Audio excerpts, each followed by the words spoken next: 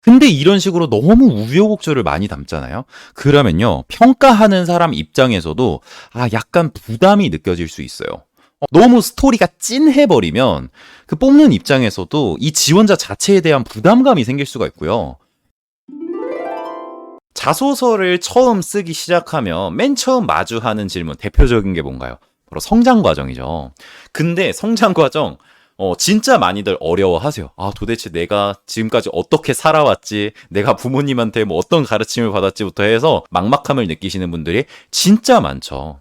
결론부터 말씀드리면요. 성장 과정뿐만 아니라 자소서에서는 내 가치관, 내가 어떤 사람인지를 궁금해서 묻는 문항들이 몇 개 있어요. 이런 문항들은 정말 어렵지 않습니다. 이건 팩트예요. 주관적인 기준도 아니라요. 그냥 모든 자소서 문항 통틀어서 객관적인 난이도가 가장 낮습니다. 하지만 대부분 이걸 이해를 못하세요. 정말 여러분들이 간호사를 지원함으로써 보여야 되는 필수적인 역량들 있죠. 그런 내용들을 담아야 되는 문항들 당연히 중요한데, 그냥 여러분들이 어떻게 살아왔고 정말 어떤 사람인지 그럼 기본적인 가치관을 묻는 질문은 사실 평가 기준 안에서도 그렇게 중요한 부분을 차지하지 않습니다. 최소한의 자격 검증 정도라고만 생각하시면 돼요. 그래서 약간 힘을 빼고 약간 욕심을 버리면 훨씬 더 좋은 글이 되는 게 바로 가치관 문항이 됩니다. 가치관을 보는 대표적인 문항이 세 가지가 있어요. 첫 번째는 방금 말씀드렸던 성장 과정, 그리고 두 번째는 신조, 생활 신조라고 표현하기도 하고 자기 신조 이렇게도 표현을 하죠.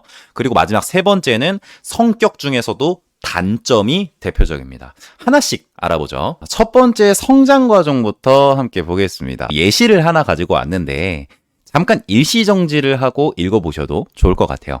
한번 몇 가지 주요 포인트들을 짚어보면, 성장 과정을 적는데 일단 굉장히 우여곡절이 많은 케이스예요. 그래서 이 예시의 제목을 좀 지어본다면 우여곡절이 많은 성장 과정이라고 할 수 있어요. 여기서 짚어보면은 육상 선수를 준비했는데 저는 저희 팀에서 상위권에 속하면서 되게 촉망받던 유망주였다라고 하는데 중간에 어때요? 발목 골절을 당해갖고 수술까지 했는데 재활을 해서 지금 간호사 생활을 할 수 있을 정도로 회복을 했지만 운동선수의 꿈은 좀 좌절된 그런 케이스라고 볼 수 있겠죠. 그래서 여기서는 어떤 집념이나 끈기, 어떤 체력적인 부분 이런 것들을 강조한 성장 과정 케이스라고 보여지는데, 사실 이런 류의 성장 과정은 어떻게 보면은 대부분의 지원자분들이 이 정도의 우여곡절을 갖고 있는 경우가 많이 없습니다.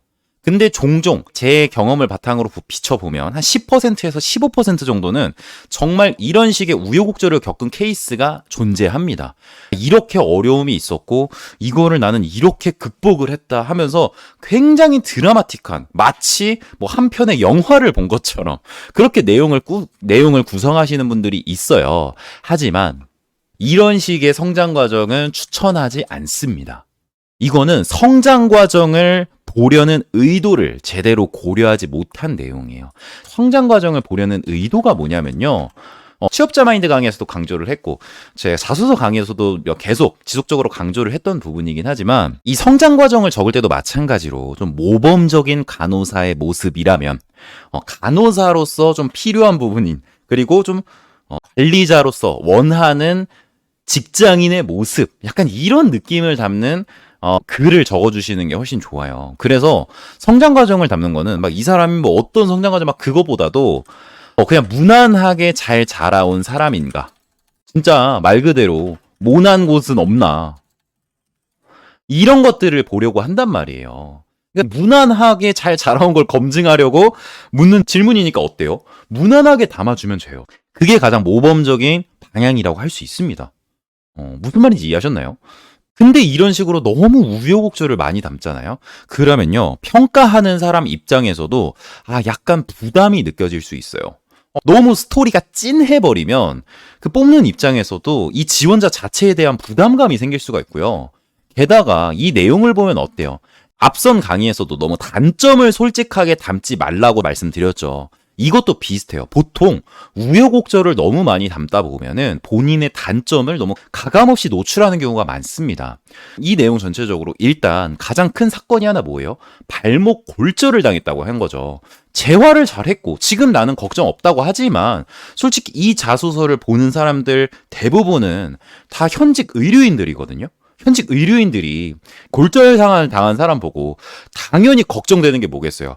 아, 이 사람 뭔가 걸음걸이에서 이상하지 않을까? 아니면 후유증이 있진 않을까? 아, 약간 무리하면 안 되겠다. 이런 생각부터 들 거 아니에요. 그쵸? 건강상 우려가 될 수 있는 부분만 좀 어필이 될 수 있다는 겁니다. 무슨 말인지 이해하셨나요? 그래서 보통 우여곡절을 담다 보면 너무 부담스러운 이미지만 강조를 하는 경우가 많고요. 그리고 부득이한 단점 노출로 이어질 수가 있습니다. 이 점 때문에 저는 엄청 성과가 좋고 노력이 좀 있는 그런 경험이더라도 성장 과정은 좀 무난하게 가는 거를 많이 추천드리곤 해요. 어떤 케이스들은 특히 막 이런 경우 많아요. 막 운동했던 분들도 진짜 많은데 그게 아니더라도 그냥 중학교, 고등학교 시절을 지내면서 내가 갑자기 어딜 다쳐서 병실에 입원했거나 그런 경험을 성장 과정으로 담는 경우가 있는데 그런 것도 추천하지 않아요. 그냥 본인이 과거에 아팠다는 걸 언급하는 순간 간호사로서 치명적으로 작용할 수 있는 건강 문제가 검증 대상으로 올라갈 수가 있습니다. 무슨 말인지 이해하셨죠? 그래서 그런 거는 좀 피하시는 게 좋아요. 그래서 다음 케이스를 준비해봤습니다. 이것도 내용이 한 500자 정도로 많으니까 잠깐 정지하고 읽어보셔도 괜찮을 것 같아요. 이걸 같이 한번 읽어보면 사실 내용상 큰 특별함은 없어요. 그냥 두 가지 표현으로는 뭐 부모님으로부터 이런 가르침을 받았습니다. 좀 나눔을 실천하라. 라는 태도를 갖춘 사람이라는 이미지를 딱 정확하게 전달을 해주고 그와 관련된 경험을 서술을 해줬대요. 뭐 중학교 때 따돌림 당한 친구가 있었는데 뭐 말이 별로 없고 혼자 다니던 친구가 친구에게 도움을 주고 싶어서 손을 내밀었고 점심도 같이 먹고 체육 수업도 같은 조가 되면서 함께 시간을 보냈다. 어떻게 보면은 되게 무난하지만 이걸 여러분들이 읽고 나서 느낀 이미지가 어때요? 이 사람 진짜 좀 괜찮은 사람이구나가 느껴지시지 않나요? 그쵸? 이 사람 되게 착하다. 괜찮은 사람이다. 정도가 느껴지셨나요, 혹시? 그게 느껴지는 글이면 가장 이상적인 성장 과정이라고 할 수 있습니다. 무슨 말인지 이해하셨나요? 지금 보시는 글이랑 딱 똑같아요. 막 엄청나게 화려한 성과, 엄청나게 화려한 경험은 아니지만 좀 무난하더라도 내 이미지 자체가 진짜 괜찮은 사람이다. 정도 느껴지는 내용이면 아주 좋은, 아주 훌륭한 성장 과정이라는 거예요. 무슨 말인지 이해하셨나요? 그래서 결과를 봐도 되게 무난해요. 처음엔 제 호의를 낯설어하던 친구도 저를 편하게 대했고 뭐 친해졌습니다. 그리고 따돌림도 많이 괜찮아졌습니다. 그래서 저한테 이런 인사까지 해주고 이걸 보면서 저도 행복을 느꼈습니다. 라는 걸 이야기를 해줬어요. 아주 담백하게 500자 정도를 서술하고 끝냈죠. 앞선 내용과 비교를 조금 해보면 여기서는 되게 어려움을 강조하면서 저 내면을 단단하게 만들었고 이런 집념과 끈기로 어려움을 이겨낼 수 있는 간호사가 될 것입니다. 이런 정말 당찬 포부까지 밝혔어요. 근데 한번 여러분들이 이 케이스도 읽어보고 이 케이스도 읽어보셨잖아요. 그냥 뭐 다른 걸 다 떠나서 그냥 이 글만 놓고 봤을 때 여러분들이라면 이 첫 번째 케이스의 사람이랑 같이 일하고 싶으신가요? 아니면 이 두 번째 케이스의 분과 같이 일하고 싶으신가요? 이걸 느끼시면 돼요. 이게 만약에 아마 대부분 이렇게 생각하실 거예요. 첫 번째 케이스 이 사람 뭔가 대단하긴 한데 같은 팀으로 한다고 약간 부담스러운데 라는 게 느껴지실 수도 있어요. 그에 반대로 이제 두 번째는 이게 뭐 엄청 특별한 소재는 아니지만 이 사람 정말 괜찮다라는 느낌을 분명 받으셨을 겁니다. 그래서 많은 사람들한테 물어보면 이 두 번째 케이스의 화자와 같이 일하고 싶다는 느낌을 받으실 거예요. 그래서 성장 과정 쓸 때는 엄청난 소재가 전혀 필요 없어요. 그냥 착한 아이였네. 남 생각할 줄 아네. 괜찮은 사람이다. 그러니까 정도의 소재만 쓰면 돼요. 무슨 느낌인지 아시겠나요? 여러분들이 이 글을 읽고 났을 때 그 느낌을 여러분들도 받으셨다면 여러분들도 충분히 좋은 성장 과정을 쓰실 수 있게 될 겁니다. 이 성장 과정에는 뭐 학생회 활동을 했다던가 아니면 학급 임원을 했다던가 아니면은 그냥 친구 사이의 관계 내용이라든지 이런 것들이 대부분 다 가능해요. 대부분 많이 써요. 진짜 많이 쓰는 소재입니다. 그래서 여러분들 어느 정도 글감 정리를 다 하셨을 텐데 처음에 이 개념을 알기 전에 글감 정리하실 때 나 이거 중고등학교 때는 뭘 써야 되지? 뭐 별다른 거 한 게 없는데 라고 해서 막막함을 느끼신 분들 진짜 많을 거예요. 그쵸? 그렇게 고민해보는 과정도 정말 필요하다고 생각을 해서 제가 일부러 앞서 그렇게 딱히 중고등학교 사례에 대한 언급은 안 했어요. 여기는 좀 무난해도 괜찮다라는 거를 그때는 언급을 안 드렸는데 어느 정도 여러분들이 고민을 해보셨고 어느 정도 자소서를 완성하신 다음에 이 개념을 알려드리고 싶었습니다. 이걸 뭐 헛수고가 아니라요. 그렇게 좀 내 과거 경험을 떠올려보고 어떤 게 더 나은지를 고민해보는 사고를 해보는 것 자체가 단순히 성장 과정을 떠나서 전체적으로 도움이 되는 훈련이기 때문에 굳이 그걸 제한하지 않은 거예요. 무슨 말인지 이해하셨나요? 그래서 지금 성장 과정을 완성하신 분도 있을 거고 아직 완성을 못하신 분도 있을 텐데 그냥 제가 방금 보여드렸던 그 느낌대로 가시면 됩니다. 근데 이런 궁금증이 있으신 분들이 있을 거예요. 만약 너무 훌륭한 학창 시절 사례가 뭐 있다면 어떻게 하나요? 그러니까 무난하게 가면 되는데 내가 중고등학교 때 했던 게 너무 대단해. 뭐 예를 들어서 뭐 동아리 창립을 했다던가 아니면은 특별한 교육을 이수했다던가 뭐 체험학습을 했다던가 아니면 뭐 수상을 했다던가 이런 게 있으면 어떻게 하냐. 근데 이런 거는 쓰면 됩니다. 다만 있잖아요. 이거는 조금 더 한 단계 위 레벨의 그 개념이긴 한데 이런 거를 쓴다면요. 다만 다른 문항에서 팀워크 혹은 인성적인 면을 보일 수 있는 소재를 넣어야 합니다. 이거는 자소서 전체의 밸런스를 생각하는 태도예요. 이건 조금 어려울 수 있어요. 이거는 제가 이 강의 막바지에 좀 추가적인 내용으로 따로 구성을 할 텐데 지금은 그냥 어느 정도 개념만 좀 어렴풋이라도 이해를 하시면 돼요. 왜 그러냐면요. 앞서 말한 이런 소재가 사실 대부분이에요. 나랑 친구랑 교우 관계가 좋았다. 난 무난하게 자랐고 나눔을 실천했다. 이런 정말 괜찮은 사람이다라는 어떤 무난한 이미지를 전하고 끝나는 게 이제 성장 과정의 역할이거든요. 대부분의 역할이에요. 근데 만약에 진짜 특별한 어떤 아이디어 대회에서 우수상을 거뒀고 뭐 어떤 응급처치 경연대회 고등학생을 대상으로 한 그런 경연대회에 참여해서 수상을 했고 아니면 뭐 의료 관련된 어떤 활동을 했고 이런 활동을 했는데 사실 그런 거 버리면 아깝잖아요. 그쵸? 그런 게 있으면 일단 적습니다. 내용 자체가 워낙 진짜 탁월하다면 적어요. 경험질 따지는 기준 그거 아시죠?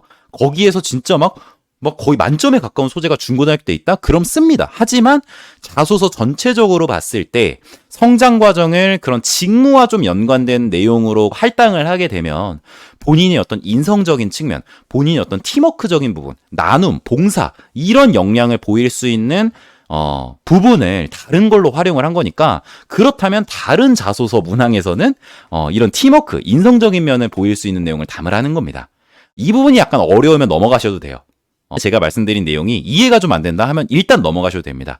제가 이 강의를 끝까지 잘 들으신 분들을 위해서 추가적으로 좀 설명하는 강의를 따로 마련을 할게요.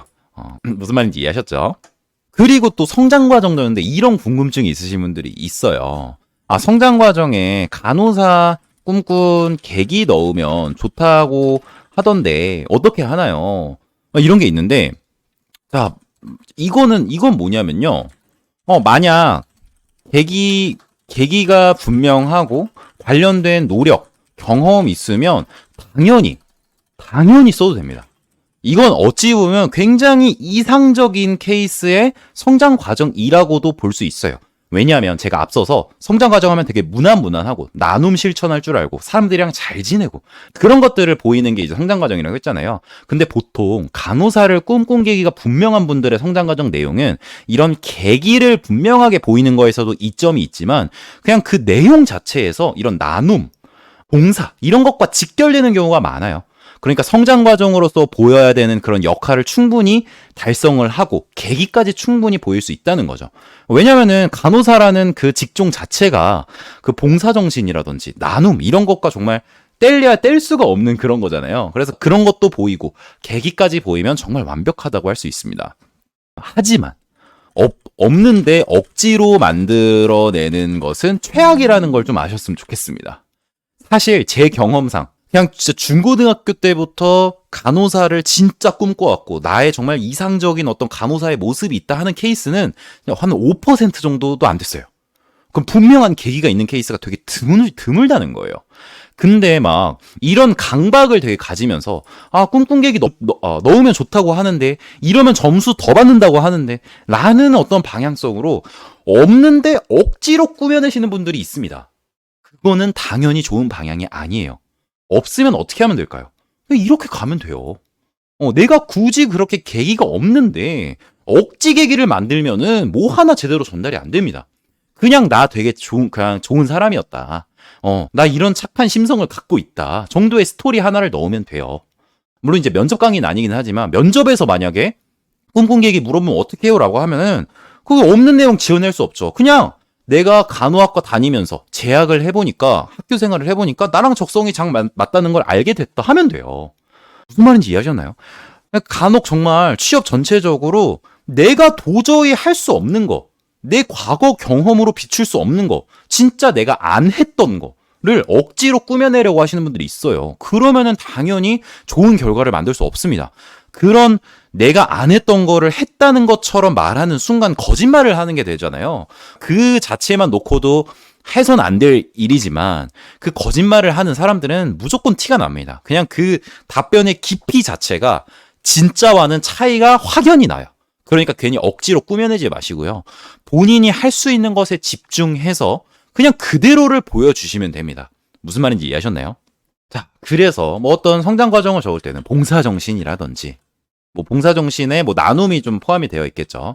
뭐 나눔, 뭐 그리고 배려심, 아니면은 팀워크, 그리고 뭐 교우관계, 아니면 뭐 학급 리더, 뭐 이런 어떤 키워드를 갖고 활용하는 케이스가 많으니까 뭐 여러분들도 성장 과정 떠올리시다 보면 한두 개쯤 분명히 있을 거예요. 정말로.